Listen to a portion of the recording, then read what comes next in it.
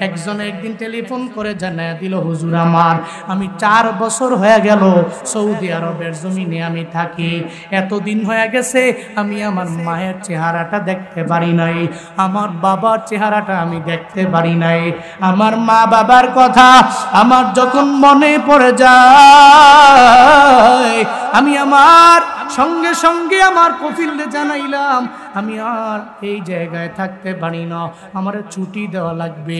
আমি ছুটি পাইলে 1-1.5 মাসের জন্য বাংলাদেশে আমি যাব। আমার মায়ের চেহারা দেখা আমার আগের মতো আবার যখন ফিল আসবে তখন আমি চলে আসব, আবার কাজের মধ্যে মনোযোগী হয়ে যাব। ওই যুবকটা সঙ্গে সঙ্গে আমার জানায় দেয়, হুজুর আমি টিকিট কেটে ফেললাম। আমার মায়েরে বললাম না, আমার বাবারেও বললাম না, আমার বউরেও বললাম না, আমার সন্তানেরও বললাম না। আমি টিকিট কাটার পরে সঙ্গে সঙ্গে টেলিফোনটা দিলাম আমার বউয়ের কাছে। আমি আমার স্ত্রীকে বললাম, স্ত্রী আমার টেলিফোনটা তুমি সঙ্গে সঙ্গে আগে আমার বাবারে দাও, আমি আমার বাবার সাথে কথা বলবো, এরপরে তোমার সাথে আমি কথা বলবো। আমার বাবার কাছে যখন টেলিফোনটা দেওয়া হলো, আমি আমার বাবাকে বললাম, ও বাবা আমার, অন্যের বাড়িতে কাজ করে করে করে করে কত কষ্ট করিয়া টাকা জোগাড় করে জমিনটারে বিক্রি করে সৌদি আরবে পাঠাইলেন রে বাবা। আজকে আমি বড় ধনী হয়ে গেছি, আজকে আমি বড় কোটিপতি হয়ে গেলাম। ও বাবা গো, কি আপনার প্রয়োজন আমারে বলে দেন, আমি এক এক করে সব আপনার জন্য নিয়ে আসব। বাবা সঙ্গে সঙ্গে জানায়, ও সন্তান আমার, না না, আমার কিছু লাগবে না, কিছু আনতে হবে না, বরং তুমি আসো, তোমার চেহারাটা দেখলে আমি বাবার জন্য যথেষ্ট হয়ে যাবে। বাবারে আমার জন্য কোনো কিছু আনা লাগবে না। এটা কে বলে? কে বলে? বাবা কয়, তুমি এতদিন পর্যন্ত ছিলা, কোটিপতি হইছো আলহামদুলিল্লাহ, তবে বাবার জন্য কিছু লাগবে না, তুমি আসলেই কাফি। এরপরে কয়, ঠিক আছে বাবা, আমার সন্তানের কাছে একটু ফোনটা দেন, আপনার নাতির কাছে। নাতির কাছে ফোনটা দিছে। ফোনটা দেওয়ার পরে ভাই, বাবারে কি লাগবে তোমার জন্য, কি আনবে? সঙ্গে সঙ্গে কয়, প্রথমত আইফোন 12 প্রো ম্যাক্স, ওই সময়ের আপডেট ফোন। আপডেট যে আইফোনটা, এটা আমার লাগবে, আনতেই হবে। এরপরে আইফোনের সাথে আরো কতগুলা লিস্ট দিছে, যে সৌদি আরবের হাইপার মার্কেট লুলু, ওই লুলু হাইপার মার্কেট থেকে ভালো ভালো কিছু কেনাকাটা করে এরপরে আনবেন, যেগুলো দেশে নাই। সন্তান হইয়া বড় একটা লিস্ট ধরাইয়া দিল। এরপরে কয়, তোমার মার কাছে ফোনটা দাও। মার কাছে দেওয়ার পরে এবার শুরু, লিস্টের শুরু। মহিলারা মাঝে মাঝে লিস্ট শুরু করলে মাথা মুথা গরম হয়ে যাওয়ার কথা। কয়, বাজারে তো যাও না, বুঝো তো না দাম দুম কি। মোটামুটি লিস্ট দিলে 10, 12, 15, 20টা সমানে লিস্ট দেয়। কারণ যার টাকা আছে হ্যাঁ আনতে পারবে, টাকা যার নাই পকেটে, এর মাথা তো এমনি গরম হয়। ঠিক কিনা? লিস্ট দিলে অনেক বড়। স্ত্রী এত বড় একটা লিস্ট ধরে হোয়াটসঅ্যাপে পাঠাইছে, এই লিস্ট দেখে দেখে যাতে একটাও মিস্টেক না হয়, এগুলো সবগুলো একটা একটা একটা একটা করে আনবে। আমি একটা কথাও মিথ্যা বলি না রে বাবা। ওই প্রবাসী চোখের পানি সুন্দর করে কেমন যেন টলমল করে ছেড়ে দিল, কান্না হওয়ার জন্য কথা বলতে পারে না। সঙ্গে সঙ্গে বলে, হুজুর। এরপরে আমি বললাম, আমার মায়ের হাতে টেলিফোনটা দাও। আমার মায়ের জিজ্ঞেস করি, আমার মায়ের কি লাগবে? আমার বউ সঙ্গে সঙ্গে আমার টেলিফোনটা যখন আমার মায়ের হাতের মধ্যে দিয়ে দিল, আমি বললাম, মা রে, তোমার দোয়ার বদৌলতে আমি টাকাওয়ালা হইছি। আগে সকালবেলা খাইলে দুপুরে খাইতে পারতাম না, দুপুরে খাইলে রাতের বেলা খাইতে পারতাম না রে মা। এখন তোমার দোয়ার বদৌলতে আল্লাহ আমার এত দামি বানাইছে, এত পরিমাণে টাকাওয়ালা বানায় দিল। এলাকায় কোনো ভালো কাজের জন্য আগে আমারে ফোন দেয়, এর উপরে আমি টাকা দিলে এলাকায় আমি টাকা পাঠাই। আমার টাকায় ওয়াজ মাহফিলের বক্তা বিদায় হয়, আমার টাকায় বিভিন্ন এলাকায় মসজিদে আমি অনুদান দেই, আমার টাকায় মাদ্রাসা হয়। আমি এভাবে সব জায়গায় টাকা বিলাই গো মা। তোমার দোয়ার বদৌলত আল্লাহ পাক আমার এত পরিমাণে ধনী বানায় দিল।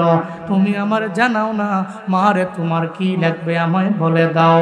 সঙ্গে সঙ্গে ওই যুবক বলে, হুজুর আমার মায়ের কাছে এটা বলার পরে আমার মা সঙ্গে সঙ্গে আমায় জানায়, এই সন্তান আমার, না না আমি মায়ের কিছু লাগবে না, লাগবে না, লাগবে না রে, বরং তোরে আমি 4 বছর হয়ে গেছে আমার মানিকটারে আমি দেখতে পারি নাই, তার চেহারাটা কেমন শুকায় গেছে আমি তারে দেখতে পারি নাই, সে সৌদি আরবে খায়া থাকে নাকি না খায়া থাকে আমি দেখতে পারি নাই, আমার সন্তান তুই আয় আয়, আমি মা তোরে বুকের মধ্যে যখন নিব, তোর চেহারাটার দিকে তাকায়া তোর কপালের মধ্যে যখন আমি একটা চুমু দিয়া দিতে পারবো, আমি মায়ের কিছু লাগবে না, আমি মায়ের হবে এটাই জীবনের সবচেয়ে বড় পাওয়া।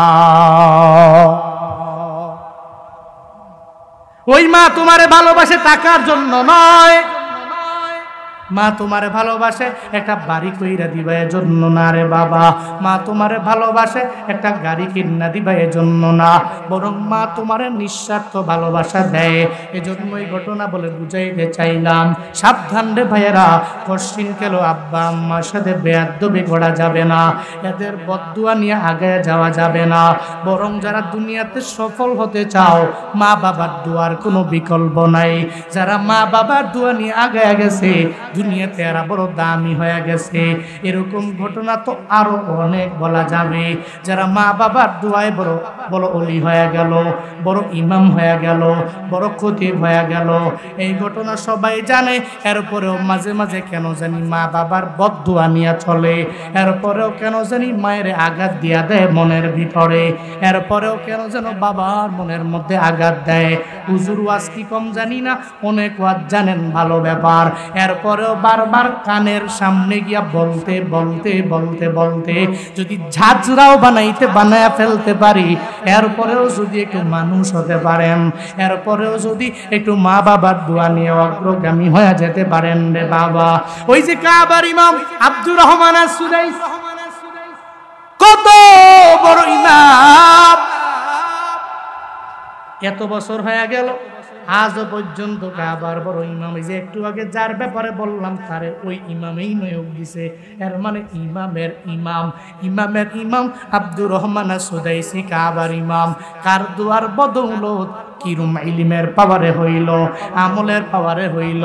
সাংবাদিক যা জিজ্ঞাসা করে, আব্দুর রহমান আস-সুদাইসি রে কেমনে কাবার এত বড় ইমাম হয়ে গেলেন, একটা না 38 বছর পর্যন্ত কাবার মধ্যে নামাজ পড়ায়। আমি দেখছি আমার চোখে অনেক হাজি তার তিলাওয়াত শুনে চোখের পানি ফালায়া ফালায়া কান্দে। আমি এক সময় যখন ইন্দোনেশিয়ার একটা হাজি সাহেবের সাথে নামাজের মধ্যে দাঁড়াইলাম, গত রমজানের আগের রমজানে আল্লাহ প্রত্যেক রমজানে বাইতুল্লাহ নিয়ে যায়, এটা আল্লাহর পক্ষ থেকে একটা অনুগ্রহ আর কি বা। ওই আব্দুর রহমান আস-সুদাইসির তিলাওয়াত শুনে ইন্দোনেশিয়ার ওই হাজি চোখের পানি ফালায়া ফালায়া কান্দে। একটা পর্যায়ে সোজা দাঁড়ানো থেকে ও বসে যায়, কাঁদতে কাঁদতে মনে হয় বেহুশ হয়ে যাবে। নামাজ শেষ হওয়ার পরে আমি তারে বললাম, আপনি চোখের পানি ফালায়া কান্না করার কারণ কি? ওই লোকটা জানায়া দিল, আব্দুর রহমান আস-সুদাইসি এমন এক ইমাম, আমি তার এমন কোনো রাত নাই তার তিলাওয়াত শুনে আমি ঘুমাই না, আমি তার তিলাওয়াত শুনি এরপরে ঘুমাতে যা। বড় ভক্ত, তার তিলাওয়াত শুনি এরপরে আমি ঘুমাইতে যাই। আচ্ছা তাহলে আপনি এই জন্য এত ভক্ত হইয়া তার তিলাওয়াত শুনে কান্দেন, ওনার তিলাওয়াত শুনে। এখন তো মুরব্বী হয়ে গেছে, এখন মুরব্বী হয়ে গেছে, আগের মতো চাইলেও যদিও ওই দারাজ কণ্ঠটা আনতে পারে না, এরপরেও আগের তিলাওয়াতগুলো শুনেন, দেখবেন খালি মজা আর মজা। আমাদের পরিবারের সবাই আমরা ওনাকে ফলো করি। আমার বাবা ওনার যে সুর, ওই সুরে তিলাওয়াত করে নামাজে। আমার বড় ভাই যিনি সেম একই সুরে তিলাওয়াত করে, মেজো ভাই যিনি সেম একই সুরে তিলাওয়াত করে, আমিও যখন নামাজ পড়াই একই সুরে তিলাওয়াত করি। এই লোকটাকে আল্লাহ পাক এত পরিমাণ সম্মানী করেছে। সুবহানাল্লাহ পড়বেন না? আরো জোরে পড়বেন না? আমি একটু পানি পান করবো, একটু জিকির করেন, লা ইলাহা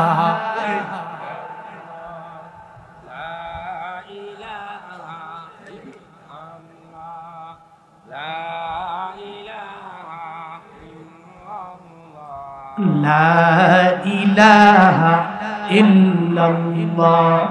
সবাই লা ইলাহা ইল্লাল্লাহ।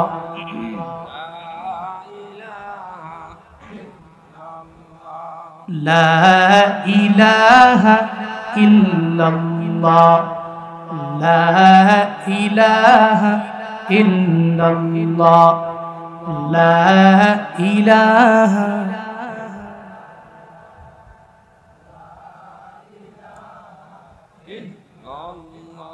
আব্দুর রহমান সুদাইসি কাবার বড় ইমাম হয়ে গেলেন। কেমনে হয়ে গেলেন? মানুষ কেন তার এত ভক্ত, তার তিলাওয়াত শোনার জন্য কেন এত বেকুল হয়ে যায় রে? কেন রে তার জন্য এত পরিমাণে সাংবাদিকেরা যা জিজ্ঞাসা করে, এই আব্দুর রহমান সুদাইসি কাবার বড় ইমাম কেমনে হলেন? বলে, আমার কামালিয়াত না, আমার ইলমের পাওয়ার নাই, আমার আমলের পাওয়ারে আমি হই নাই, বরং রে আমার মায়ের দোয়ার বদৌলতে আমার আল্লাহ আমারে কাবার বড় ইমাম বানায়া দিছে। ওই মায়ের দুয়ার বদৌলতে আল্লাহ পাক আমারে কাবার বড় ইমাম বানায়া দিছে রে। কেমনে বলেন না? এক এক করে উনি সুন্দর করে ঘটনা শোনায়। আব্দুর রহমান সুদাইসি বলে, 6 বছর বয়স যখন আমার হয়ে গেছে, আমার মা আমারে ধইরা যখন উমরা করার জন্য বাইতুল্লাহর মধ্যে নিয়ে আসছে, আমি ছোট মানুষ, আমাকে সঙ্গে করে লইয়া বাইতুল্লাহ আসছে। আসার পরে মাথা ফের এক সাইডে আমারে দাঁড় করায়া, মা একা একা ঘুরে একা একা তাওয়াফ করে, আমারে এক সাইডে দাঁড় করায়া মা একা একা ঘুরে ঘুরে তাওয়াফ করে। সঙ্গে সঙ্গে আমি আমার মায়ের জানাইলাম, মা রে আমারে কেন তুমি তোমার সঙ্গে নেও না? আমি কি ঘুরে ঘুরে তাওয়াফ করতে পারবো না গো মা? তখন বলে, বাবা রে এই বাইতুল্লাহর সম্মান তুমি বজায় রাখতে পারবা না। এই বাইতুল্লাহ এত দামি ঘর, এই ঘরের সম্মান সবাই বজায় রাখতে পারে না। তুমি ছোট মানুষ, এই কারণে তোমার এক সাইডে দাঁড় করাইয়া রাখলাম। এবার মা একা একা ঘুরে ঘুরে তাওয়াফ করে। 3টা তাওয়াফ যখন শেষ হয়ে গেল, দৌড়াইয়া যায় দেখে মাথা ফের ওই সাইডে সন্তানটারে আর পাওয়া যায় না, তারে দেখা যায় না। এই যে বাইতুল্লাহ এত পরিমাণে লাখ লাখ মানুষের ভিড়, অনেক মুরব্বী আছে হারায়া যায়, গিয়া এদিকও বুঝে না ওদিকও বুঝে না, কোন গেট দিয়া বের হওয়া লাগবে এটাও জানে না। ওদিনও আমার নানা উমরা থেকে আসার পরে আমি জিজ্ঞাসা করলাম, কোথাও হারাইছেননি? কারণ মুরব্বীরা তো না হারাইলে উমরা হয় না, না হারাইলে মুরব্বীর উমরা একবার হারাইতেই হবে। আমার দাদিরে আমি আমার সঙ্গে নিয়ে গেছি। ওই সময় আমার বাবা ছিল, আমার মা ছিল, আমার দাদি ছিল, বড় ভাই ছিল, পুরো ফুল ফ্যামিলি আমরা একসাথে গেছিলাম। যাওয়ার পরে দাদি হারায় গেছে। আব্বু আম্মুর কাছে দিছে যে তোমার কাছে হ্যান্ড ওভার করলাম, আম্মারে নিয়ে তুমি একটু হোটেলে যাও। আম্মু একেবারে সামনে, হচ্ছে এই একটু সামনে ধরেন সর্বোচ্চ 50 গজ, একবার সামনে সোজা রোড, ওখানে গিয়ে ডান দিকে হলো দরওয়াজা, হোটেলের দরওয়াজা। আম্মু এখান থেকে ছেড়ে দিছে, কি যেন একটা জরুরি কিনতে হবে, ছেড়ে দিছে। একটু পরে যায় দেখে দাদির কোনো খোঁজখবর নেই, হোটেলও নেই। হায় হায় গেছে, পুরো নাইমা দেখে রাস্তার এক পাশে এমনি দাঁড়া রয়েছে। আরে আপনি এনেকে তুমি তোমার ছেড়ে দিলা। পরে আমার কাছে এই ঘটনা বলার পরে আমি তো বেশ হাস, এটা একটা স্বাভাবিক একটা বিষয়। ওখানে গেলে ভালো মানুষই হারায় যায়, মুরব্বী জুয়ান মানুষ, এরপরেও এক গেট দিয়ে ঢুকলে ওই গেটের আগাও পায় না মাথাও পায় না। তার একটা মজার কাহিনী বলি। ওই সময় গেছে আমাদের সঙ্গে একজন, রাগ করতেছেন নাকি আপনারা? কষ্ট পাচ্ছেন নাকি? মুরব্বী মানুষ তো। যাওয়ার পরে ওনারা তো আর আরবি বলতে পারে না, জানেও না। এখন ওয়াশরুমের চাপ ধরেছে, ওয়াশরুমে যাবে, মাতাফ থেকে বের হয়ে গেছে। মাতাফ থেকে বের হয়ে ওনার সামনে হাম্মাম আবি জাহেল, দাওয়ারতময়া, যেটা আবু জাহালের বাড়ি, বর্তমানে বিশাল হাম্মাম, বিশাল দাওয়ারতময়া, ওটার সামনে আছে। কিন্তু উনি তো আরবিও বুঝে না, জানেও না, অনেক কিছু চিনেও না, মুরব্বী মানুষ যেহেতু। যে এক পুলিশে বলতেছে, হাই হাই পায়খানাটা কোনো, পায়খানাটা কোনো। এমন জোরে ধমক দিছে পুলিশে, পুলিশ কয় এ সাহেব, এ কি কথা, এ কি বলতেছো তুমি? পায়খানাটা কোনো? আমি পিছন থেকে আপনারা যারা গিয়েছেন লক্ষ্য করেছেন, সাফা থেকে মারওয়া, মারওয়া থেকে বের হলেই হাম্মাম আবি জাহেল, ওখান থেকে বের হয়েই গাজা, ওদিকে যাওয়া যায়। ওদিকটাতে যারা হোটেল নেই ওদিক দিয়ে বের হয়, মারওয়া থেকে বের হয়েই এরপরে গেলে কি হাম্মাম আবি জাহেল। তা আমিও মারওয়া থেকে শেষ করে সাফা মারওয়া, মারওয়া সাফা, সাফা মারওয়া, মারওয়া সাফা, সাফা মারওয়া, এভাবে দৌড়িয়ে আমি পিছনে গেছি, যায় দিই যে হ্যাঁ পুলিশ হলে পুরো বাক বিতন্ড, ঝগড়া করার মতো অবস্থা। আমি বলা যায় সিদ্দিক সাহেব কি হয়েছে, আরে আমি কতবার জিজ্ঞেস করছি পায়খানাটা করে, আমার পুরো অবস্থা টাইট, হ্যাঁ কয় কি জানি কয়, এমন কাহিনী, এগুলো ন্যাচারাল, এগুলো স্বাভাবিক। ভাষা যদি কেউ না বুঝে এরকম একটা বিপদে গেলে বিপদে পড়তে হয়। এখন এটা বুড়াই কি আর জুয়ানি, বাইতুল্লাহর এত সম্মান তুমি বজায় রাখতে পারবা না, হারায় গেছে। ও আল্লাহ কই গেছে আমার এই সন্তান, আমি আর পামুক। সঙ্গে সঙ্গে মা দৌড়ে যায়, মাতাফের বিভিন্ন জায়গায় মা যখন যায় দেখে সন্তান নাই, এবার মা বলে আল্লাহ হয়তো মিলাই দিবে। মা আবার ঘুরার জন্য যখন রেডি হয়ে যায়, তাকায়া দেখে রে 6 বছরের বাচ্চাটা আমার রবের বাইতুল্লাহর কালো গিলাফ ধরে ধরে একা একা তাওয়াফ করে। মা বড় অবাক হয়ে গেল। সঙ্গে সঙ্গে মা যায় বলে সন্তান রে, তোমারে আমি এক জায়গায় রেখে আসলাম, তুমি কেন আবার নিজে একা একা এই বাইতুল্লাহ ঘুরে ঘুরে ঘুরে ঘুরে কেন তাওয়াফ করো রে? আয় আয় আয়, আমি তোরে এক জায়গায় দাঁড় করে রাখছি, কেন তুই বাইতুল্লাহ আসলা? সম্মান বজায় রাখতে পারবি না, সাবধান, বেয়াদবি হয়ে যাবে। সন্তানটাকে সঙ্গে করে লইয়া আবার মা যখন এক পাশে দাঁড় করে রাখে, আবার মা একা একা ঘুরে তাওয়াফ করে সন্তানের সঙ্গে করে নেয় না। আবার একটু পরে যখন সন্তানটা আগের জায়গায় আছে কি নাই পরীক্ষা করার জন্য যায় দেখে ওই জায়গায় আব্দুর রহমান নাই। আবার মা তো ব্যাকুল হয়ে যায়, আরে আবার কি তাওয়াফ করার জন্য চলে গেল কিনা। আবার যায় দেখে রে আব্দুর রহমান নিজে একা একা ঘুরে ঘুরে তাওয়াফ করে। এবার মা তারে দইরা নিয়ে জিজ্ঞাসা করে, আমি তোর এক জায়গায় দাঁড় করে রাখছি, তুই কেন বারবার বারবার ঘুরো? আমি তোর এক জায়গায় দাঁড় করে রাখলাম, তুই কেন বারবার ঘুরার জন্য ব্যাকুল হয়ে গেলা? আব্দুর রহমান জানায়া দেয়, ও মা আমার, দুনিয়াতে কত ঘর আমি তাকে দেখছি গো মা, কিন্তু এই বাইতুল্লাহর মতো এত সুন্দর ঘর আমি দুনিয়ার কোথাও পাই না। এই বাইতুল্লাহর মতো দামি ঘর আমি কোথাও পাই না। ও মা গো, তুমি যতই আমারে বারবার নিষেধ করে দাও, আমারে বারণ করে দাও, আমারে এক সাইডে দাঁড় করে রাখো, আমি বাইতুল্লাহর মায়ায় পড়ে গেছি, এই বাইতুল্লাহর প্রেমে পড়ে গেছি।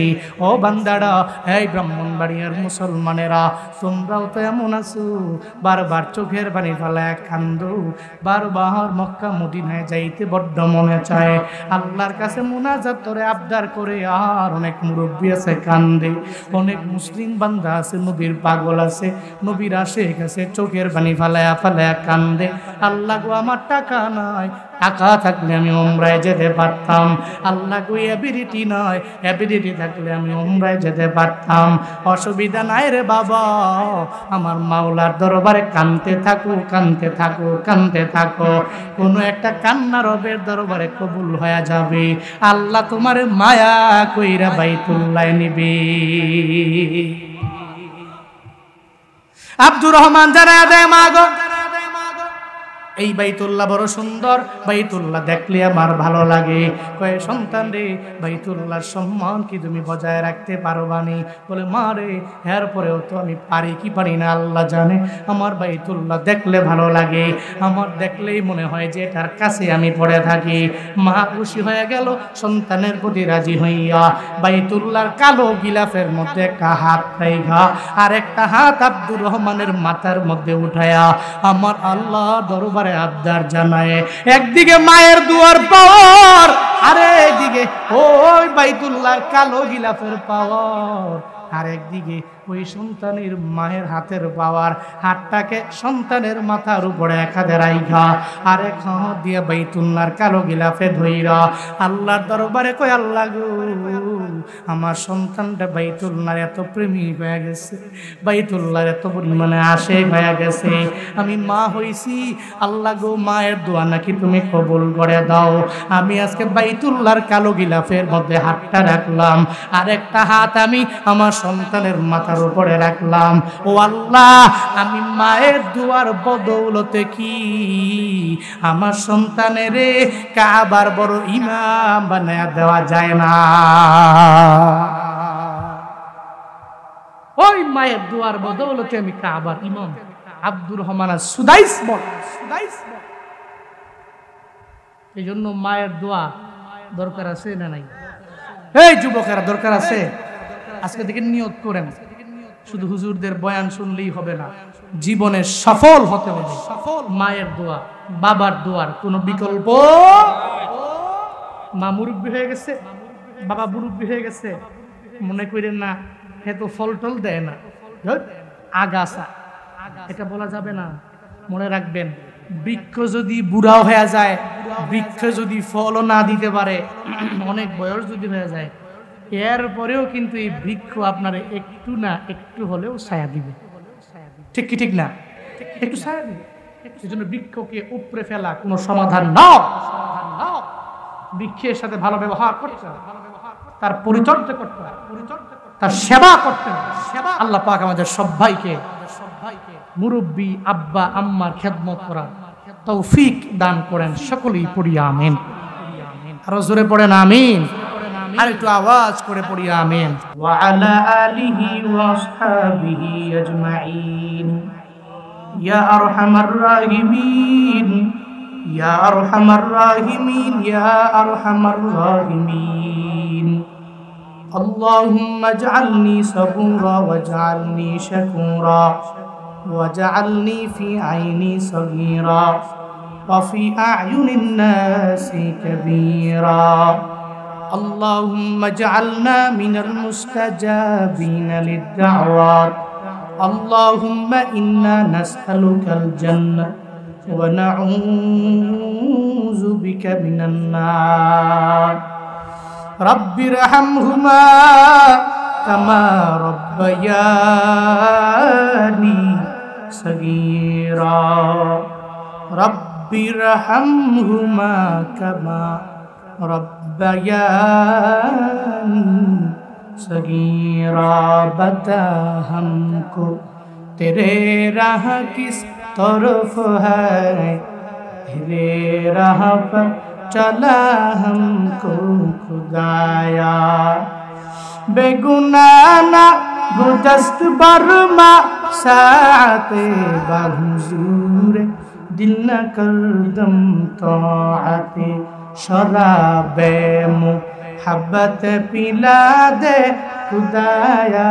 मोहब्बत की आतिश जला दे खुदाया। ও দয়ার মালিক, এই গভীর রাতে তোমার কতগুলো আশিকিন জাকিরিন শাকিরিন বান্দা লইয়া আমি বড় গুনাহগার। আমার মতো গুনাহগার আসমানের নিচে জমিনের উপরে কেউ নেই। জিন্দেগিতে এমন কোন বড় গুনাহ নাই করলাম না রে আল্লাহ। ও আল্লাহ, জিন্দেগি রাশি রাশি গুনাহ নিয়ে পাহাড় পরিমাণ গুনাহ নিয়ে তোমার দরওয়াজায় হাজির হয়ে গেছে। আল্লাহ গো, দুনিয়ার ভিক্ষুকে এক দরওয়াজায় ভিক্ষা না পাইলে আরেক দরওয়াজায় যায়, ওই দরওয়াজায় ভিক্ষা না পাইলে আরেক দরওয়াজায় যায়। ওই দরওয়াজায় যখন ভিক্ষা না পায়, চোখের পানি ফলায়া ফলায়া কান্দে। আর ধনীওয়ালার বাড়িতে যায় দুয়ারের সামনে দাঁড়ায় দাঁড়ায় আবদার করে, রে ধনীওয়ালা, আমারে ওই ধনী ফিরাইয়া দিছে রে, আরেক ধনী আমারে ফিরাইয়া দিছে রে। তুমি যদি ফিরাইয়া দেও, আমি কার কাছে যামু, কই যামু? আমি কোথায় গেলে একটা টাকা পাবো? ওই টাকা নিয়ে আমি আমার সন্তানের জন্য মজা কিনে নিয়ে যাব। সকালবেলা যখন আমি বাড়ি থেকে বের হয়ে গেছি, আমার সন্তান আমারে কি সুন্দর করে আমার গালের মধ্যে চুমু খাইয়া, আমার দুইটা গালে চুমু খাইয়া বারবার আমার আবদার জানাইছে রে বাবা। কত বাবারা মজা কিনা বিকাল বেলা বাবারা সন্তানের জন্য নিয়ে আস। তুমি এমন কেমন নিষ্ঠুর বাবা, রাতের বেলা ফিরার সময় তুমি আমার জন্য চকলেট নিয়ে আসো না কেন? তুমি আমার জন্য কেন আবার আসার সময় কেন আমার জন্য মজা নিয়ে আসো না? তখন ওই ভিখারি চোখের পানি ফেলাইয়া বারবার যখন আবদার জানাই রে দুনিয়ালা, দুনিয়া সব মানুষেরা ফিরাইয়া দিছে রে, তুমি আমারে ফিরাইয়া দিও না। আল্লাহ গো, দুনিয়ার ভিক্ষুক এক দরওয়াজায় না পাইলে আরেক দরওয়াজার জন্য যাইতে পারে, ওই দরওয়াজা থেকে ফিরাইয়া দিলে আরেক দরওয়াজায় যাইতে পারে, কিন্তু তুমি আমাদের এমন মালিক, তোমার দরওয়াজা থেকে ফিরাইয়া দাও। আল্লাহ গো, যাওয়ার আর কোনো আমার জায়গা নাই, যাওয়ার আর কোনো আমাদের জায়গা নাই, যাওয়ার আর কোনো জায়গা নাই। আল্লাহ জিন্দেগীর গুনাহগুলো মাফ না কইরা এই মালিহাতা আরামবাগের এই মাহফিল থেকে তুমি নিয়ে যাও না রে আল্লাহ। ও দয়ার মালিক, এই ময়দানে কে যেন মা হারায় কান্দে, কে যেন বাবা হারায় কান্দে। আল্লাহ যার মা নাই, মায়ের কবর জান্নাতের বাগান বানায় দাও। আল্লাহ গো, এই ময়দানে যার বাবা নাই, বাবার কবর তুমি জান্নাতের বাগান বানাও।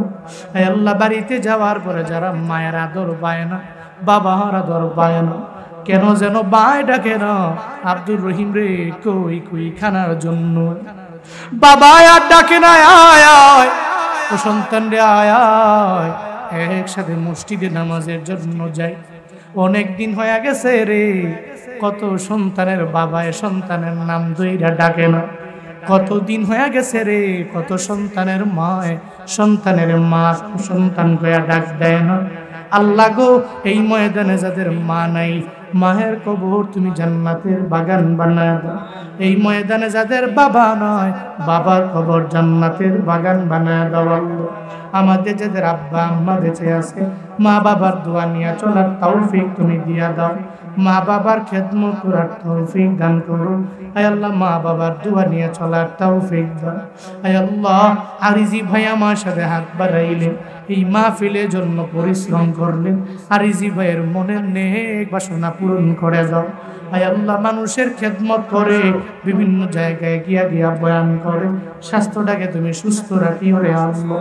তোমার এই বান্দাকে তোমার হাতে দিলাম, তুমি জিম্মাদার হয়ে যাও। আয় আল্লাহ, আমার বেলালি ভাই আমি গুনাহগারের সাথে হাত বাড়াইছে রে আল্লাহ, বেলালি ভাইকেও তুমি দিনের জন্য কবুল করে নাও, ইসলামের জন্য কবুল করে নাও, পুরো দেশব্যাপী তুমি কবুল করে নাও আল্লাহ। আমার মিডিয়ার ভাইয়েরা কত কষ্ট করে করে ঘাম ঝরাইয়া নিজের পকেটের টাকা খরচ করে এত দূর থেকে এত দূরে দৌড়ায়। আল্লাহ গো, মিডিয়ার ভাইদের স্বাস্থ্যটাকেও তুমি সুস্থ রাখি ওরে আল্লাহ। আল্লাহ, তাদের প্রত্যেকের রিজিকের মধ্যে বরকত বাড়াইয়া দিও, তাদের প্রত্যেকের পরিবার তোমার হাতে দিয়ে দিলাম, তুমি জামিনের জিম্মাদার হয়ে যাও আল্লাহ। আমি গুনাহগারের সাথে হাত বাড়াইয়া যারা আমিন আমিন বলে, কাহার মনে কি আশা প্রাণে কি ব্যথা আমি জানি না, প্রত্যেকের মনে নেক বাসনা পূরণ করে দাও। আয় আল্লাহ, জীবনে একবার হলেও মক্কা মদিনায় যাওয়ার তৌফিক তুমি দান করো, যারা গিয়েছে বারবার যাওয়ার তৌফিক দিয়া দাও। ফিলিস্তিনি মুসলমানদেরকে তোমার হাতে দিয়া দিলাম, তুমি জিম্মাদার হয়ে যাও রে মৌলা। ও দয়ার মালিক, সারা বিশ্বের মুসলমান যাদেরকে জালেমেরা বারবার জুলুম করে, ওই জালেমদেরকে তুমি হিদায়াত দিয়া দাও আল্লাহ। হে আল্লাহ, হিদায়াত কবলে যদি না জোটে, যদি না থাকে, ফেরাউন হামানের মতো তুমি এদের ধ্বংস করে দাও রে আল্লাহ। ও দয়ার মালিক, আমি গুনাহগার, আমি জানি এত দোয়া তুমি কবুল করবা কি করবা না আমার জানা নাই, আমি জানি আমার গুনাহের কারণে কবুল করতে না পারো। এই ময়দানে যার হাতখানা পছন্দ হয়ে যাবে, তার হাতের ওসিলায় আমাদের দোয়া মুনাজাত তুমি কবুল করে নাও।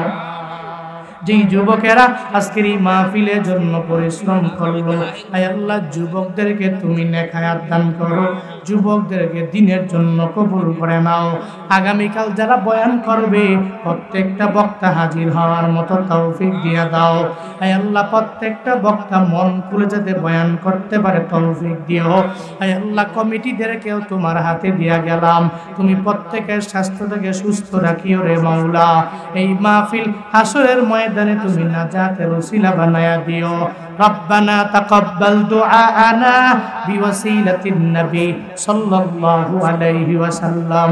রব্বানা তাকাব্বাল মিন্নি ওয়া মিন্না ইন্নাকা আনতাস সামিউল আলিম ওয়া তুব আলাইনা ইয়া মাওলানা ইন্নাকা আনতাত তাওয়াবুর রহিম। ওয়া সাল্লাল্লাহু তাআলা আলা খাইরি খালকিহি ওয়া আলা আলিহি ওয়া আসহাবিহি আজমাইন। আমিন আমিন আমিন বিরহমাতিকা ইয়া আরহামার রাহিমিন।